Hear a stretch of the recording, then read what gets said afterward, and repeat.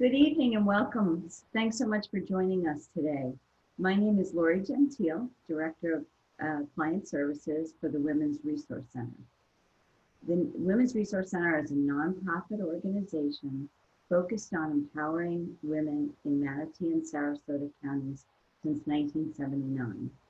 We provide mental health counseling, career planning, educational scholarships and programs, and legal and financial consultation and education, all at a low cost or no cost to our clients.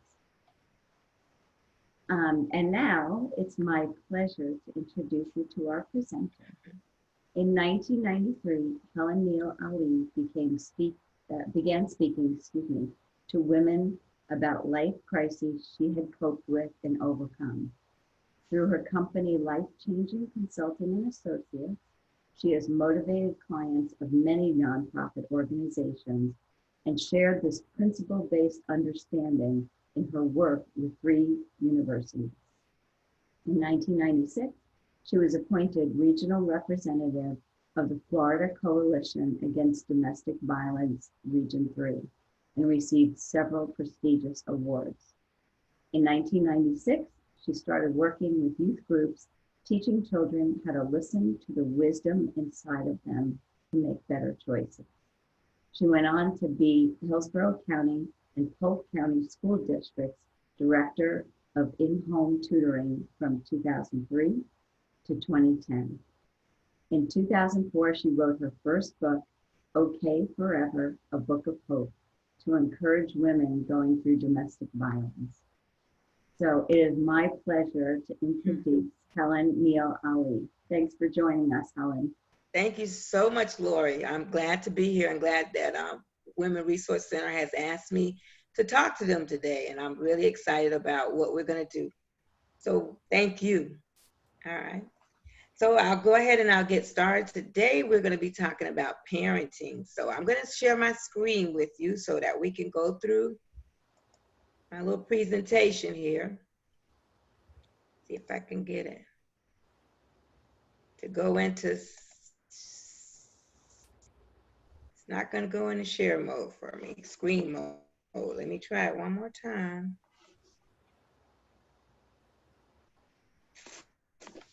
Okay.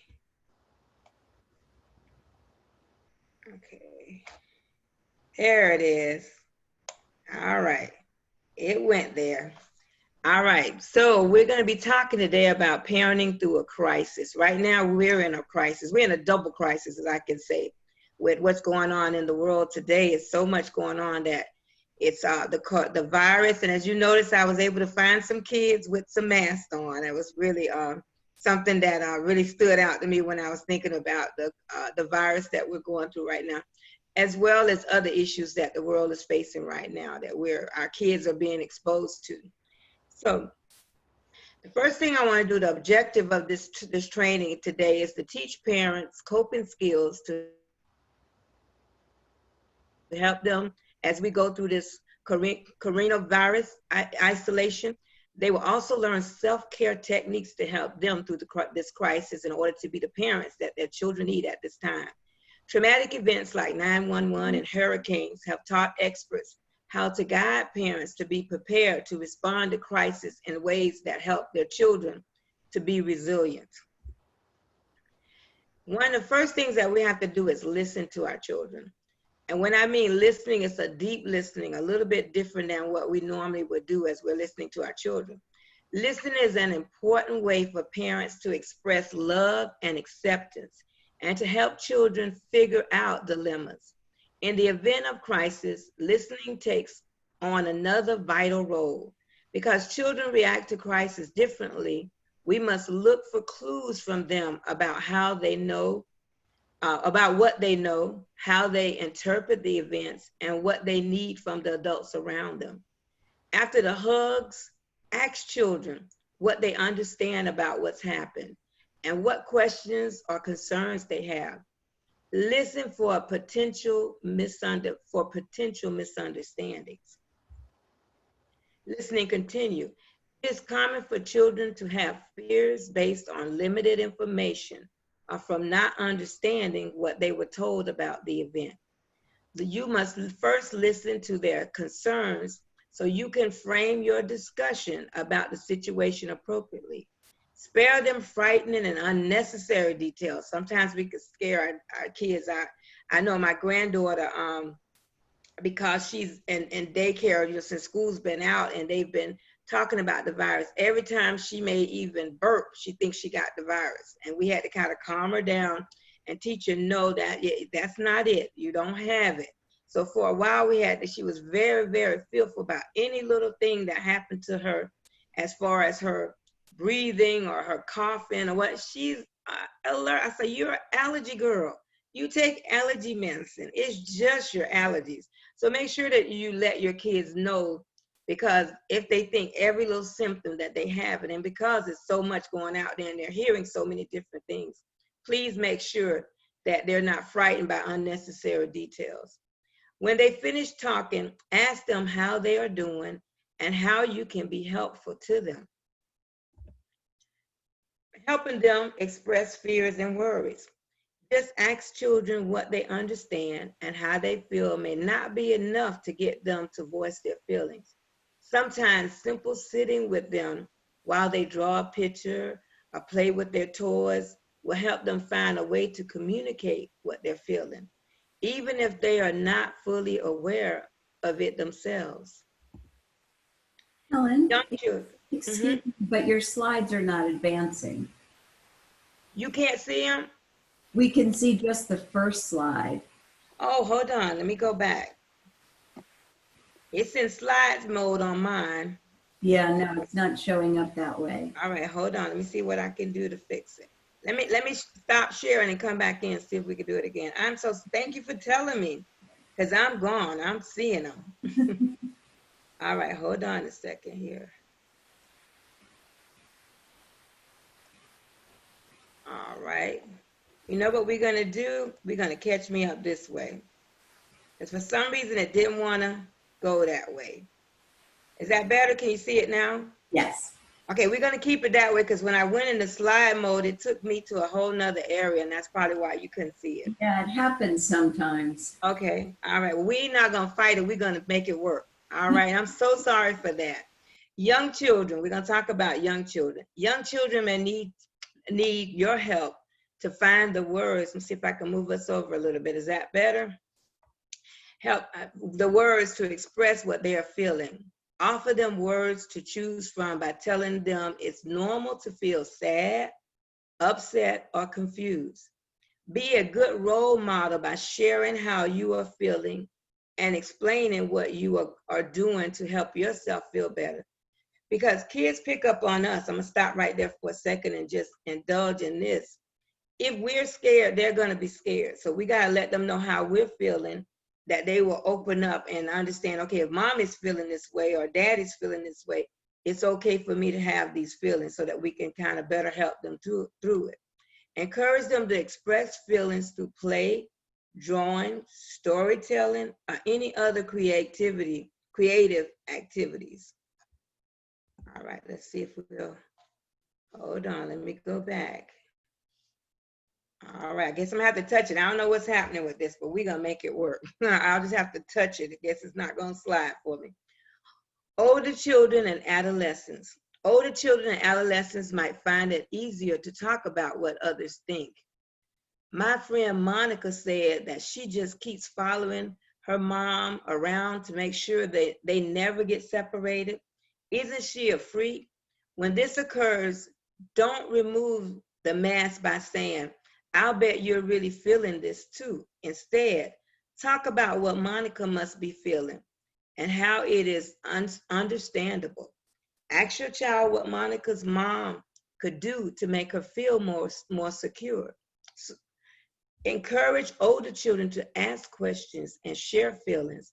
Answer their questions with calm, age-appropriate responses, and don't belittle their emotions. Okay. Never force your child to talk. Some children will act as if they aren't bothered at all. They don't seem particularly interested in or moved by the event. If so, there's no reason to push them to express anything at this time. Never force your children to talk,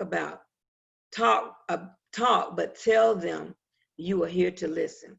Your children may be deeply moved or upset, but actually need a sense of normalcy. Model that your own way by gaining comfort is by talking about the situation. Let your children see you talking to other adults and observe your relief as you connect with others. Leave the door open for future conversation. They may happen at any time. We never know when our kids are gonna ask us or talk out. Dealing with emotions. It is common for people, young and old, to have a mixture of anger and confusion in the face of a disaster. Which emotion dominates may have to do with the nature of the disaster. With terrorism, it's typical to ask, how could people be so cruel or have justified anger? What natural disasters, we are often more confused about how to vent anger. Many adults, as well as older children, turn it inward.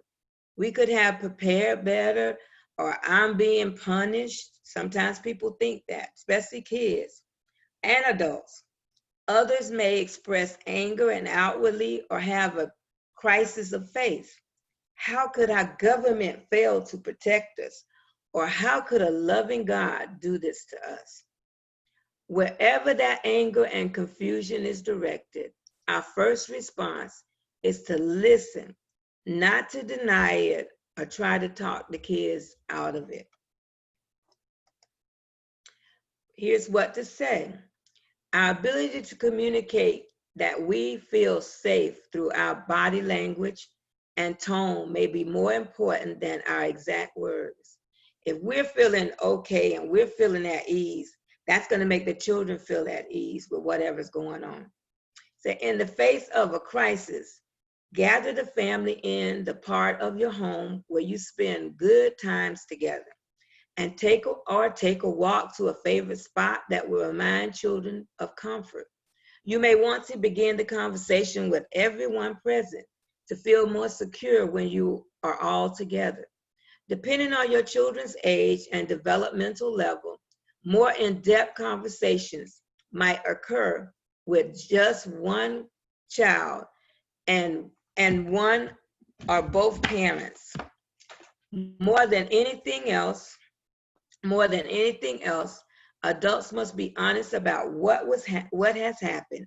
Sadly, this is not the kind of truth that we can protect our children from, but the truth doesn't need to include every horrid detail. How much detail to share would depend on their ability to understand. We need to make it age appropriate. A kindergartner can't understand what an 11th grader can understand. Speaking with young children, very young children will need simple, concrete explanations of what happened and how it affects them. If they have a gross misunderstanding of events, correct them.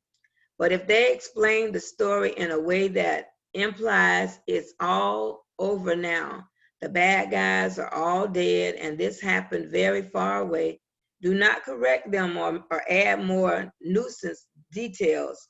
Their simple explanations may be exactly what they need to believe to feel safe. Don't take away that sense of security they're constructing for themselves. And in the older children will likely ask for and benefit from additional information about the disaster and recovery efforts. Don't worry about saying the perfect words. Nothing we can say in these circumstances will make everything better. In fact, there's a reasonable chance that adult conversation may upset children further. But keep in mind that it is the situation that is upsetting them, not our talking about it. Don't feel obligated to give a reason for what happened. It's okay to say you don't know why something so terrible has happened. Reinforce your child is safe. As we try to explain tragic events, the main goal is to reinforce, hold on a minute. that you and your child are safe. If it isn't clear that you are yet safe, don't lie. Focus instead on the steps you are taking to become safe. If you can point out things like the distance you are from the event or the fact that police, soldiers, or rescue workers are working hard to make sure everyone is safe, don't overwhelm children with information, but give them honest and brief explanations of what happened and what is being done in response. Reinforce continued. The National Child Traumatic Stress Network suggests telling children exactly how the disaster affects their family, school, and community. They may be worried about the safety of their friends or extended family. Be honest if you really don't know, but reassure them that their friends' parents are taking care of them, just like you are taking care of your children.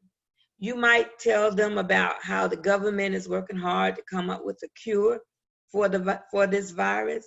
Explain to them that the reason we are wearing masks and social distancing is to keep the virus from spreading.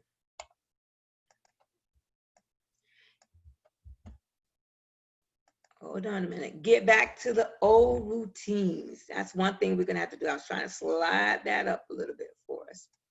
As soon as reasonably possible, try to follow old routines because they provide comfort and a familiar structure to a child's daily life. For example, soon they'll be getting back in school in a month or so. Get her back in school and do not cancel celebrations like birthday parties or after school activities that she or he enjoys. Follow as normal schedule as possible. Even if you are at a shelter, you can still maintain some family rituals like singing the same songs or reciting the same stories before bedtime. Try to maintain household rules and discipline routines, but be aware that changes in behavior may be a result of fears of insecurities that can be alleviated through repeated reassurance and extra attention. Some more things with getting back to our old routine.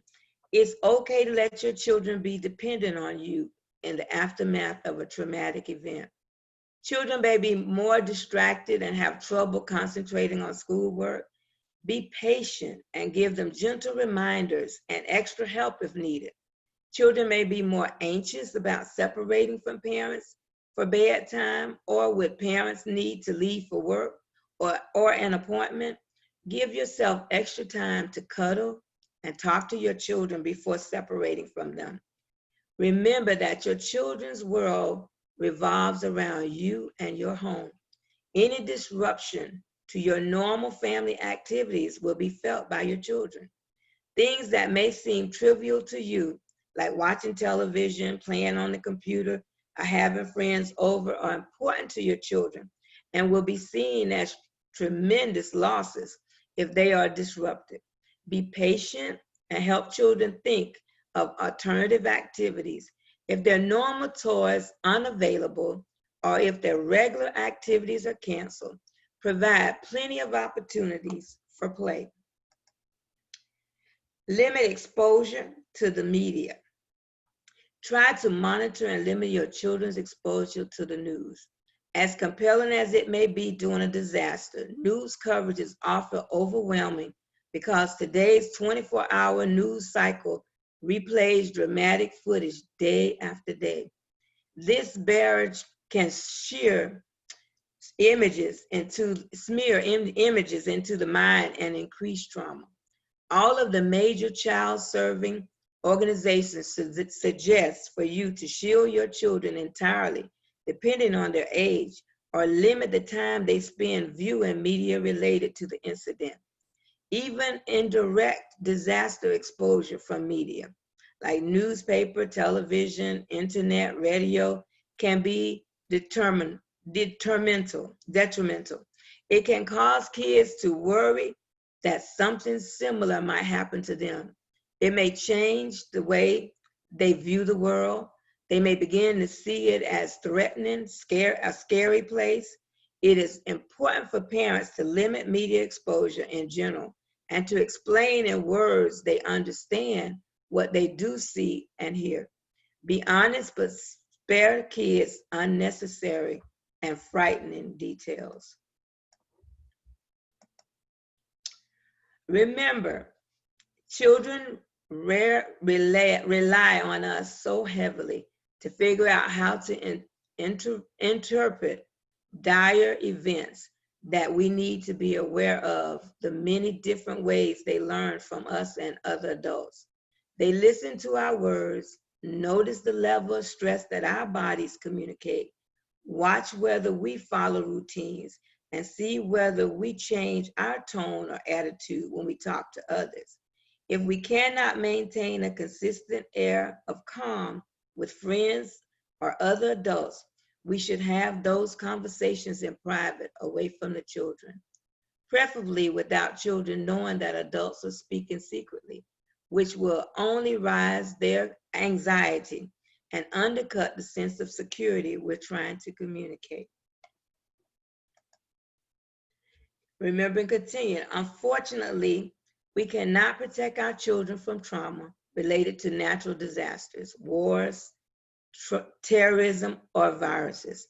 However, the way we respond and the support we offer can help buffer the potential negative consequences of experiencing a traumatic event and can make it more likely that our children bounce back. The bottom line for parents is to remain calm and to remind children they are loved and that you are doing everything you can to keep them safe. Feeling secure and connected to parents, family, members, teachers, friends, and community is the greatest protections children have and affects their recovery immediately after disaster and well into the future. With a strong support system in place, you will be able to minimize negative beliefs, calm fears, restore some normalcy, and pull together as a family so you all will bounce back and perhaps even grow from an unpredictable events. Thank you. All right. And that's it. Were there any questions? That's a wrap up, questions and answers. I'll turn it back over to Lori. Yeah, let me just remind people, if you came in late, if you'd like to ask a question, there's a box at the bottom of your screen and it's labeled Q&A. And if you just click on that, you can type your question and I'll read it off to Helen. Let me check the box. Okay.